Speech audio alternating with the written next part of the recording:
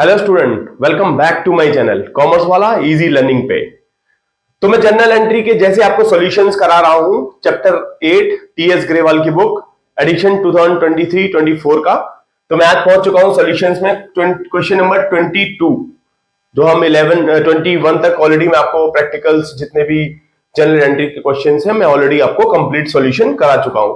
तो आज हम करेंगे जो इंपॉर्टेंट क्वेश्चंस है जो कि ज्यादातर आप अगर देखेंगे तो ट्रेड डिस्काउंट के ऊपर है। बहुत ही अच्छा क्वेश्चन है, इसको समझ के करेंगे क्योंकि जितने भी एडवांस लेवल के क्वेश्चन आ रहे हैं आफ्टर 15 से ये 22 is very different questions all together. तो इसको समझ के करेंगे।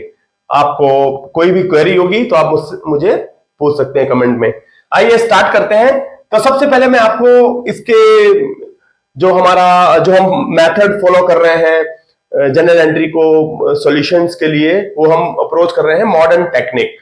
तो मॉडर्न टेक्निक में मैं आपको एक बार फिर से रिमाइंड करा दूं। देखिए 5 कीवर्ड्स हैं, लायबिलिटी, इनकम, कैपिटल और एक्सपेंस और एसेट्स। तो सबसे पहले मैं आपको यहां पर लिख के बता देता हूं फॉर्मूला जिसको बोल सकते हैं अप्रोच। लायबिलिटी, इनकम, कैपिटल जब भी इंक्रीज होंगे, ध्यान रहे, जब भी लायबिलिटी, इनकम, कैपिटल इंक्रीज होंगे तो उसको कर देंगे क्रेडिट, और जब भी ये डिक्रीज होंगे तो क्या हो जाएंगे, डेबिट। ये ध्यान रखेंगे। ऐसे ही एक्सपेंस और एसेट इंक्रीज होंगे तो इनका अपोजिट होता है, वो डेबिट हो जाएंगे, और जब डिक्रीज होंगे तो वो हो जाएंगे क्रेडिट। तो चलते हैं अपनी जनरल एंट्री की ट्रांजैक्शंस के लिए। हम स्टार्ट करते हैं। ये है क्वेश्चन नंबर 22 जो एडिशन है हमारा 2023 एंड 24 का, टीएस ग्रेवाल की बुक है और क्लास 11th जो बेसिक अकाउंटिंग में आता है, अकाउंट्स का है। ठीक है, आइए क्वेश्चन क्या कह रहा है, journalise the following transaction in the books of RK and company. ठीक है, हमें ध्यान में रखना है हम किसी बिजनेस एंटिटी फर्म की बुक्स में ये एंट्री कर रहे होते हैं, बहुत समझ के करेंगे तो हमें बहुत इजी होगा पहचानना कि keywords liability, income, capital, expense और एसेट्स इसमें से कौन कौन से हैं, और हम इसी फॉर्मूले से फिर इनको पहचान करके जनरल एंट्री में डेबिट और क्रेडिट कर देते हैं। तो आइए मैं आपको एक एक करते करते आपको समझाऊंगा कि लायबिलिटी, इनकम, कैपिटल कब बढ़ रही है, घट रही है, और कौन से कीवर्ड्स ये पांचों इनमें कहां है। ठीक है, समझ के करेंगे। इंटरेस्टिंग है, ये इंपॉर्टेंट भी है बहुत, क्योंकि जब एडवांस लेवल के क्वेश्चंस आ जाते हैं तो आप ये देखेंगे compound journal entry, trade discount, cash discount, conceptual questions, तो थोड़ा सा अंडरस्टैंडिंग स्ट्रांग होगी, आप इसको समझ के करेंगे। पहला है purchase goods of list price of 20,000 from Vishal at 20% trade discount against cheque payment.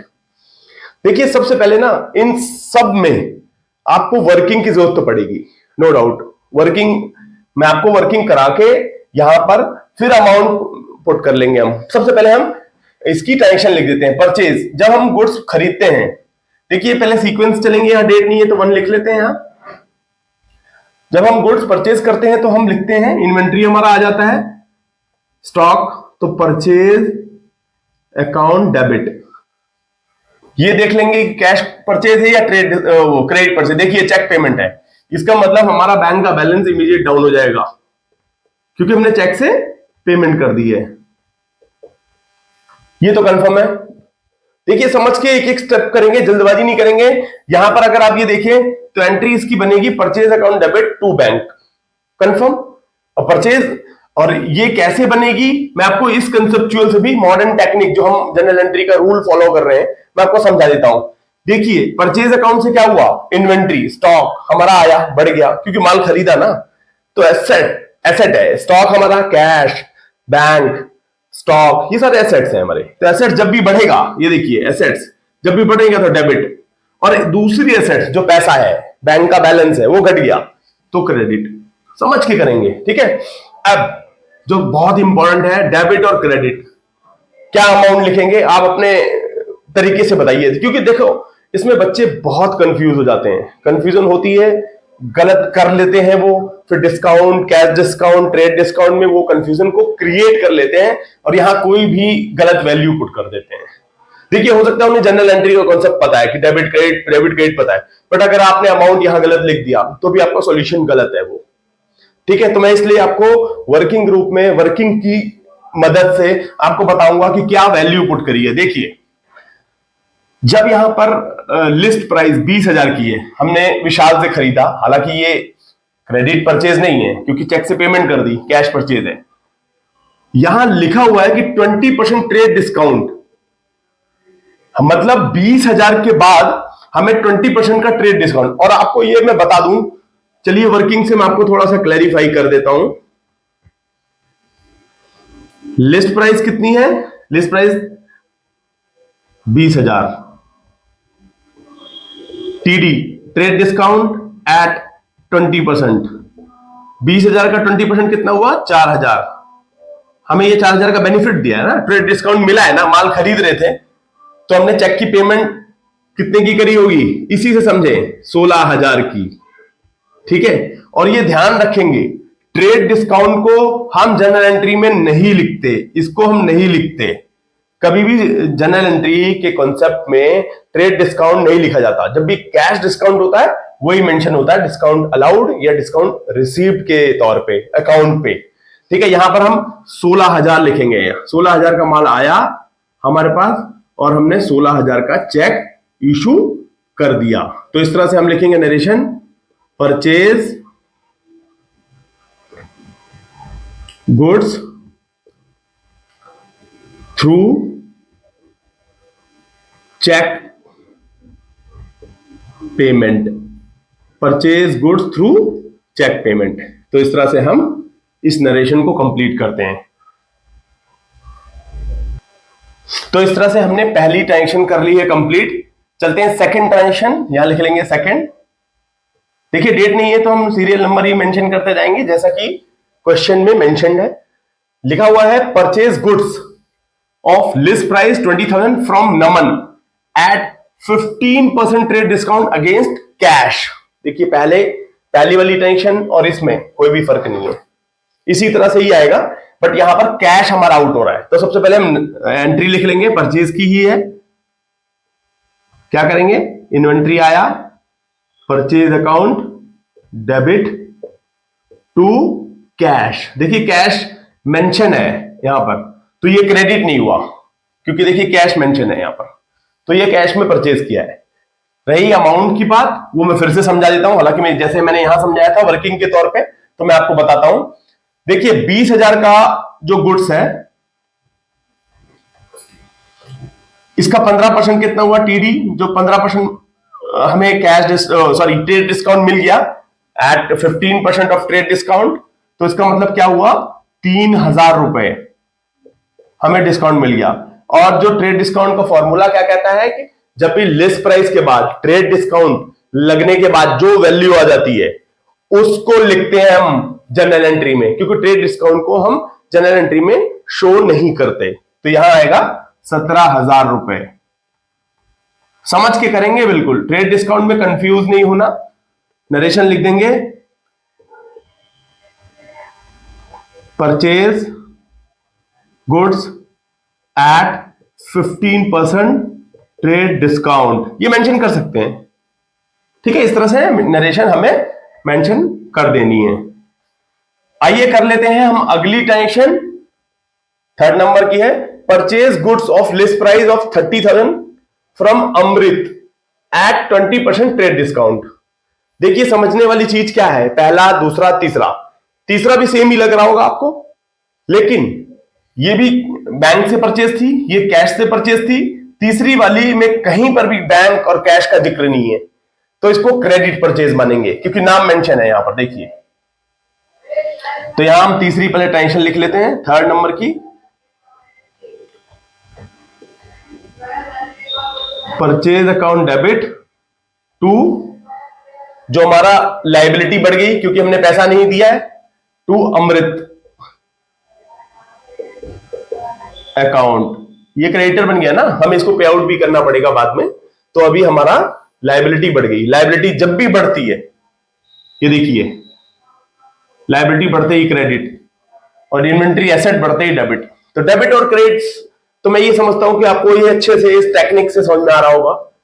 रही आपकी ये जो मैं वर्किंग की मदद से आपको अमाउंट भी लिखना बता रहा हूं, तो यहां पे कैसे लिखेंगे, 30,000 का हमने 20% ट्रेड डिस्काउंट पे माल को खरीदा, क्रेडिट परचेज है, जाहिर है यहां पर कैश और कैश मेंशन नहीं है तो ये क्रेडिट परचेज ही है, ठीक है, अमृत का नाम मेंशन है इसलिए। तो यहां पर क्या होगा, देखिए 30,000 के बाद जो 20%, 30,000 का जो 20% निकलेगा वो होता है 6,000 रुपए। मतलब 30,000 में से मैं आपको एक छोटा सा, हालांकि आपको ये लिखने की जरूरत नहीं है, बट ये वर्किंग के तौर पे 30,000 माइनस 20% ऑफ 30,000 कितना आएगा, ये 6,000 रुपीज आएगा, ठीक है। तो 30 में से 6 गया, यहां पर आप लिखेंगे 24,000 रुपए। देखिए ये वर्किंग मैंने सिर्फ आपको समझाने के लिए लिखा है, आप इसको यहां मेंशन नहीं करेंगे, एग्जाम में भी नहीं लिखेंगे इसको, सिर्फ आप किसी दूसरे पेज पे या जहां ये सॉल्यूशंस खत्म होता है वहां पर वर्किंग नोट्स के तौर पे यूज करें और वहां लिखें, यहां नहीं लिखेंगे आप, यहां पर लिखेंगे सिर्फ narration purchase goods at 20% TD trade discount, that's it. इस तरह से हमारी ये थर्ड नंबर की टेंशन भी होती है कंप्लीट। आइए फोर्थ कर लेते हैं अगली, purchase goods from Hari and company of list price 40,000 for 30,000 against cash. बहुत इंपॉर्टेंट टेंशन है, बहुत ही इंपॉर्टेंट। देखिए कंफ्यूज नहीं होंगे, यहां पर जहां पर देखिए पहले तो नाम लिखा हुआ है हरी एंड कंपनी, जो हमने खरीदा वो 40,000 का था, लेकिन 35,000 हमने कैश दिए। सबसे पहली चीज, ये तो कैश परचेज है नो डाउट, लेकिन 40,000 का माल हमने कैश में पे करा 35,000, समझ में आ रहा है। तो आप इसको ट्रेड डिस्काउंट नहीं मानेंगे, सबसे पहली चीज, क्योंकि यहां पर ट्रेड डिस्काउंट का कोई जिक्र नहीं है, बिल्कुल ध्यान रखें, यह है कैश डिस्काउंट। भाई देखो कैश डिस्काउंट क्या होता है, मैं आपको एक बार और थोड़ा सा इसको क्लैरिफाई कर रहा हूं, यहां पर मैं ये सॉल्यूशंस को करा रहा हूं तो आपको समझा देता हूं। कैश डिस्काउंट, जब भी हम कैश में पेमेंट इमीडिएट कर देते हैं या अर्ली पेमेंट कर देते हैं तो जनरली हमें कैश डिस्काउंट मिल जाता है, और उस डिस्काउंट को हम मेंशन करते हैं जनरल एंट्री में, ट्रेड डिस्काउंट को मेंशन नहीं करा जाता, ठीक है। तो हम फोर्थ वाली टेंशन में लिखेंगे, मैं आपको बता देता हूं, परचेज, क्योंकि ये परचेज ही है, परचेज अकाउंट डेबिट, कैश कितना गया हमारा टू कैश अकाउंट। देखिए परचेज हमने करी है 40,000 का माल, मटेरियल 40,000 का आया है, बिल्कुल नो डाउट, क्योंकि यहां ट्रेड डिस्काउंट का जिक्र नहीं है तो पूरा लिखेंगे हम 40,000, लेकिन हमारा कैश गया है 35,000 रुपए।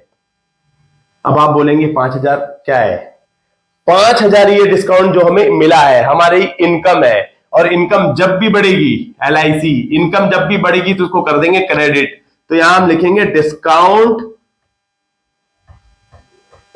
रिसीव्ड अकाउंट, ठीक है, इसको मेंशन करने की जरूरत है, ये क्योंकि कैश डिस्काउंट है। तो यहां पर नरेशन लिखेंगे परचेज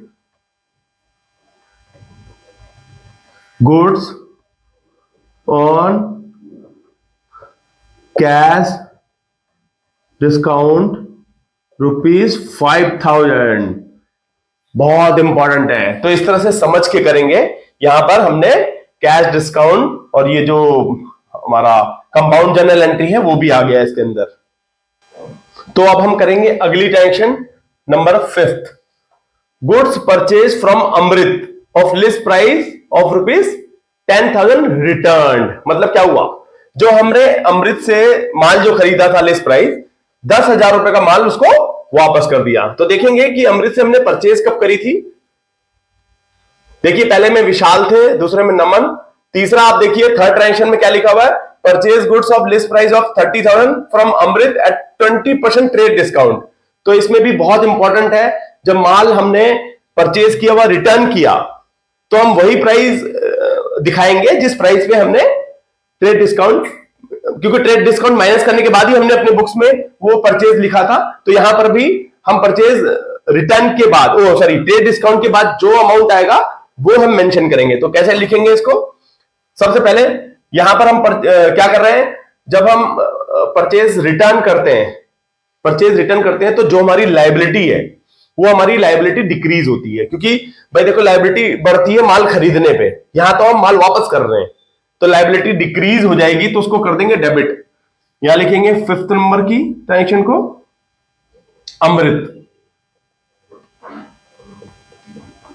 अकाउंट डेबिट टू, क्या करेंगे क्योंकि हमारा माल वापस जा रहा है, क्या वर्ड यूज करते हैं हम रिटर्न में, टू परचेज रिटर्न अकाउंट। ठीक है, बड़े ध्यान से ये हमने एक एंट्री कर दी है। अमाउंट लिखने में कंफ्यूज ना होंगे, इसलिए मैं आपको वर्किंग बताता हूं।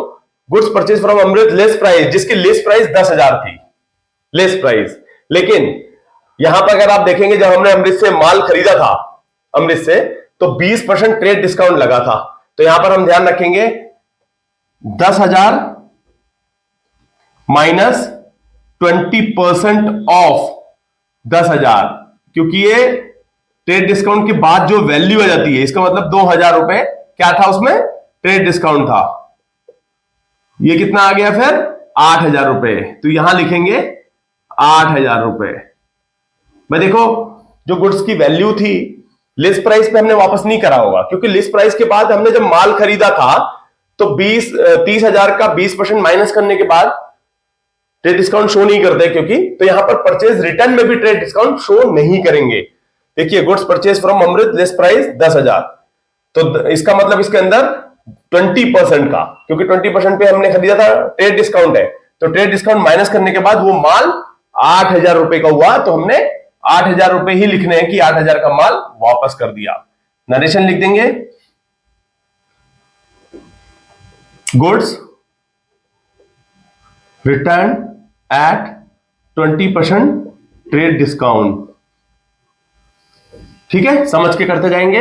आइए नेक्स्ट कर लेते हैं 6 नंबर की, sold goods to Parul of list price of 40,000 at 10% trade discount against cash. देखिए सेलिंग का है ये, लेकिन कैश में सेलिंग है कि पैसा आ गया, 10% ट्रेड डिस्काउंट दिया, ट्रेड डिस्काउंट को हम शो नहीं करते, तो सबसे पहले मैं आपको ये एंट्री बुक करा लेते हैं, फिर अमाउंट लिखेंगे। कैश पैसा आ गया, क्योंकि cash account debit to sales account. भाई देखो यहां पर पारुल का नाम जरूर मेंशन है पारुल का, लेकिन हम तब तक पारुल को डेटर्स नहीं बनाएंगे जब तक ये क्रेडिट सेल ना हो। यहां पर मेंशन किया है कि कैश में सेल हुआ है अगेंस्ट कैश, ध्यान दें, इसलिए बहुत ट्रांजेक्शन को पढ़ेंगे ध्यान से, समझेंगे, तब हम इसकी जनरल एंट्री लिखेंगे, फिर अमाउंट को वर्किंग की मदद से लिखेंगे ताकि कंफ्यूजन ना क्रिएट हो ट्रेड डिस्काउंट कैश डिस्काउंट वाला। ठीक है, मैं बड़े एक एक स्टेप्स मैं एक साथ इसलिए अमाउंट भी नहीं मेंशन कर रहा हूं यहां पर, cash account debit to sales. अब अमाउंट देख लेते हैं, ये तो समझ में आ गया आपको। अमाउंट देखिए 40,000 में यहां फिर से वही मैं नरेशन आपको करके यहां वर्किंग करके माइनस 10% ऑफ 40,000, करेक्ट, कितना आएगा 4,000 रुपए। तो इसका मतलब 40 और 4 माइनस कर देंगे, 36,000 रुपए का पैसा आ गया और 36,000 का स्टॉक सेल आउट हो गया, सेल्स। ठीक है, 10% क्योंकि ट्रेड डिस्काउंट है जो कि यहां मेंशन नहीं किया हुआ है। Goods sold at 10% trade discount, correct. तो इस तरह से हम ये 6 नंबर की ट्रांजेक्शन करते हैं कंप्लीट। आइए नेक्स्ट कर लेते हैं 7 number, sold goods to Aman of list price 30,000 at 10% trade discount against cash. बिल्कुल सेम क्वेश्चन है, सेम जो हमने पहले इससे पहले वाला करा है वैसे ही है। तो हम क्या करेंगे, cash account debit to sales. देखिए सेलिंग है, कैश में सेलिंग हुई है, तो हम लिखेंगे इसको वही सेम 30,000 माइनस 10% ऑफ 30,000, कितना हो गया 3,000 रुपए। तो क्या लिखने वाले हैं हम अमाउंट में, 30 में से 3,000 गया 27,000, ये कैश में 27,000 की हमने सेल करी गुड्स। यहां लिख देंगे goods sold at 10% on trade discount, आइए कर लेते हैं नेक्स्ट ट्रांजेक्शन 8 नंबर की। Goods sold goods to Pawan, नाम दिया है, of list price of 20,000 at 10% trade discount.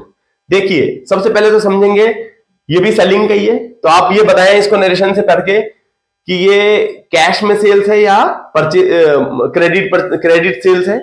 तो देखिए इसके अंदर पवन का नाम मेंशन है, लेकिन कहीं पे ये भी नहीं मेंशन है कि बैंक से पेमेंट हुई है या कैश से। इससे पहले वाली ट्रांजेक्शन में तो मेंशन था कैश कैश, यहां कुछ मेंशन नहीं है, तो इसका मतलब ये क्रेडिट सेल्स है। तो क्रेडिट सेल्स की एंट्री पहले लिख लेंगे,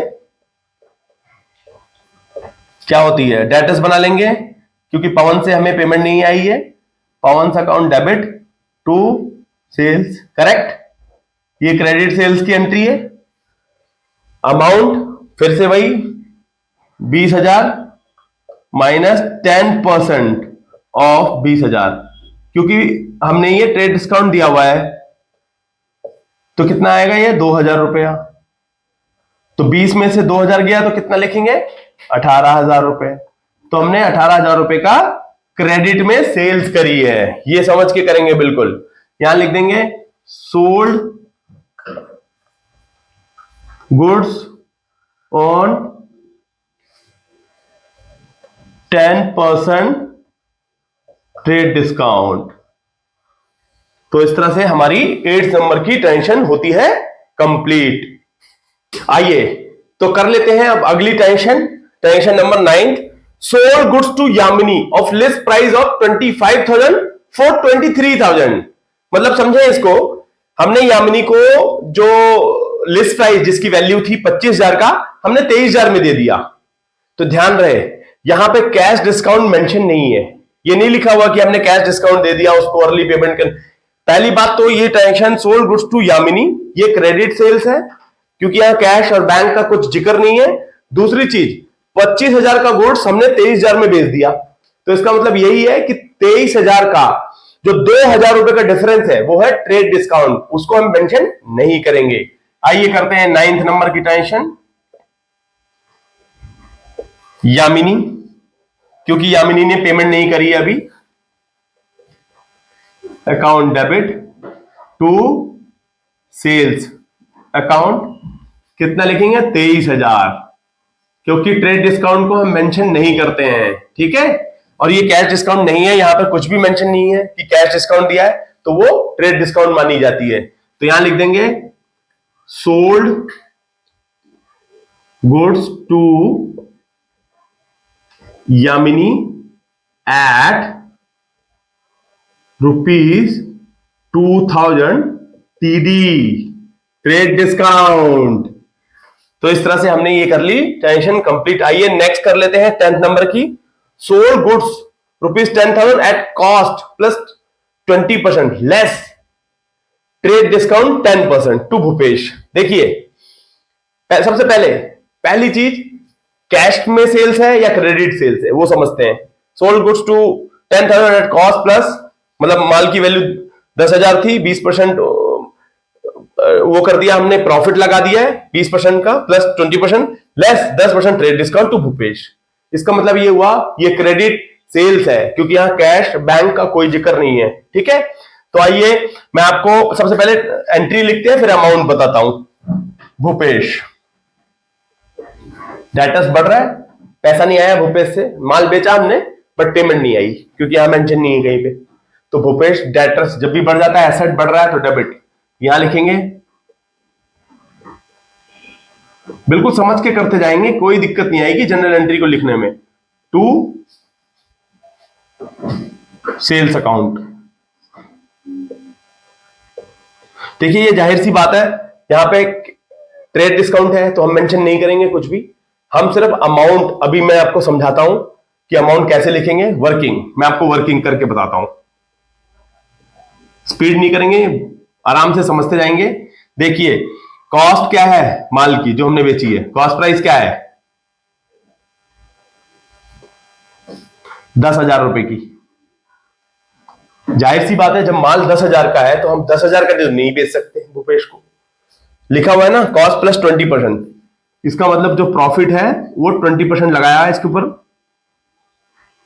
प्रॉफिट लगाया ठीक है, 10,000 का 20% हो गया 2,000 रुपए, तो माल की कीमत हो गई 12,000 रुपए, सेलिंग प्राइस हो गया।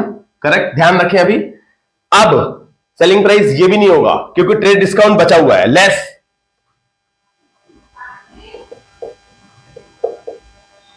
10% टीडी 12,000 का। ध्यान रखें, प्रॉफिट ऐड करने के बाद जो वैल्यू आती है उसके ऊपर हम ट्रेड डिस्काउंट लगाते हैं कि ट्रेड डिस्काउंट जो हम भूपेश को दे रहे हैं माल बेचते वक्त, तो 12 इसका 10% कितना हुआ, 10% ऑफ 12,000 मतलब 1,200 रुपए का हमने और ट्रेड डिस्काउंट दे दिया।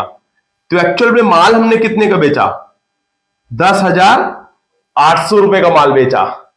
क्योंकि ट्रेड डिस्काउंट को मेंशन नहीं करते तो यहां हम ये वैल्यू पुट कर देंगे, भूपेश अकाउंट डेबिट, क्योंकि भूपेश से हमने 10,800 लेना है और सेल्स जो ट्रीट होगी हमारी जो इन्वेंट्री गई 10,800 से गई, यहां लिख देंगे sold goods to Bhupesh at 10% trade discount. Narration ये जो वर्किंग है आप इसको सेपरेटली कर लेंगे, यहां पर हम जनरल एंट्री के टेबल में नहीं लिखेंगे इसको, ठीक है, अलग से करके, ये मैंने आपको समझाने के लिए लिखा है यहां पर, ठीक है।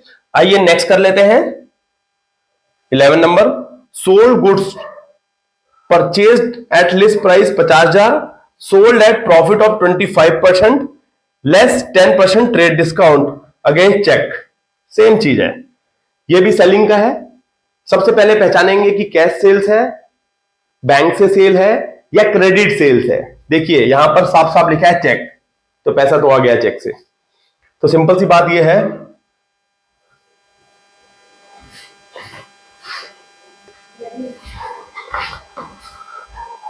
हाँ, तो हम इसको लिखेंगे 11 नंबर को, बैंक से पेमेंट आया है क्योंकि bank on debit to sales account, क्योंकि माल तो हमने बेचा ही है।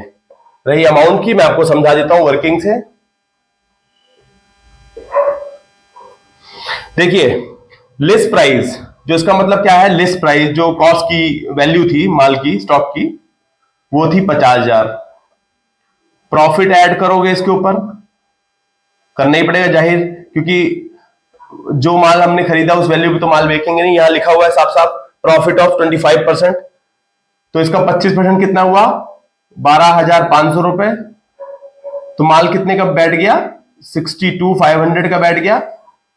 लेस, ये बिल्कुल लेस कर देंगे, 10% टीडी ट्रेड डिस्काउंट कितना हुआ, 6,250 रुपए। इसका मतलब क्या हुआ, 56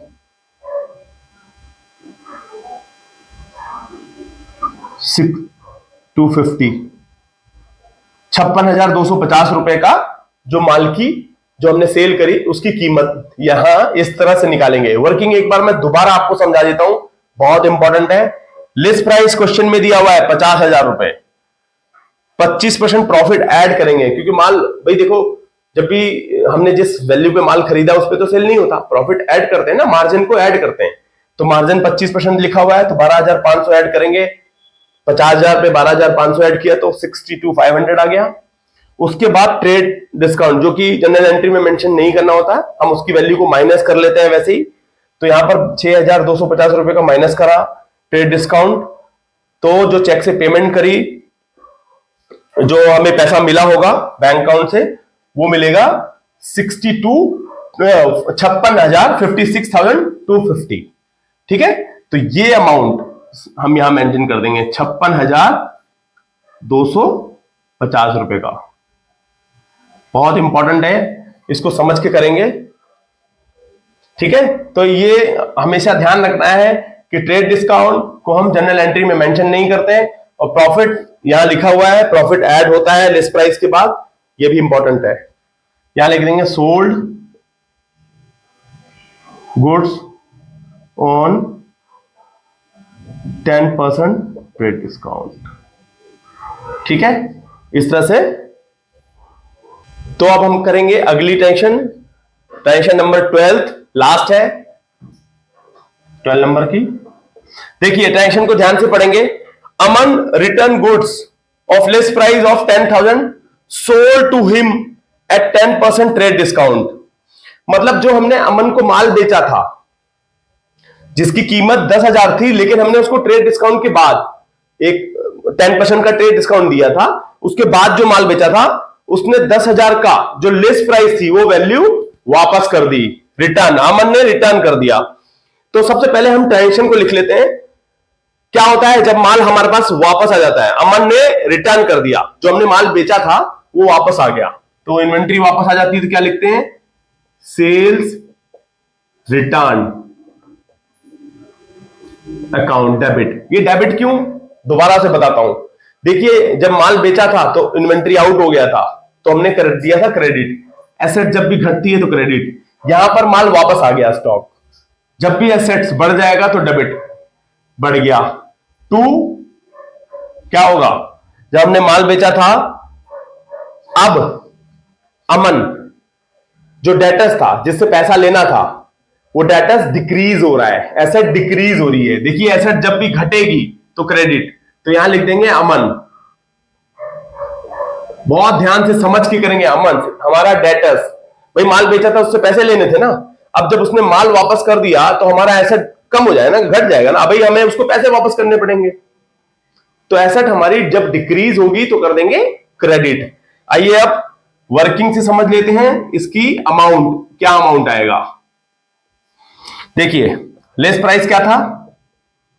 10,000 रुपए का, लेकिन जब हमने अमन को माल बेचा था तो उसके अंदर हमने 10% का ट्रेड डिस्काउंट लगाया था, 10% टीडी। क्या होता है? 1,000 रुपए। तो हमने कितने का बेचा होगा माल? ये 10,000 वाला माल कितने का बेचा होगा उस टाइम? 9,000 का। तो जब हम वापस ले रहे हैं तब भी तो हम वही लिखेंगे, 10,000 नहीं लिखेंगे, यहां लिखेंगे 9,000 रुपए। बहुत इंपॉर्टेंट है, समझ के करेंगे। तो 9,000 का माल हमारे पास वापस आ गया। सेल्स रिटर्न्ड बाय अमन एट 10% टीडी। तो इस तरह से हम ये क्वेश्चन नंबर 22 का कर लेते हैं कंप्लीट सॉल्यूशन।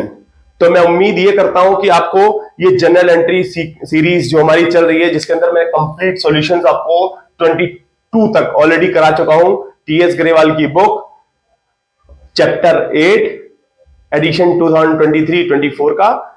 तो आपको कैसी लगी ये वीडियो? आप प्लीज इसको लाइक, शेयर एंड सब्सक्राइब करें। Thank you, thanks for watching.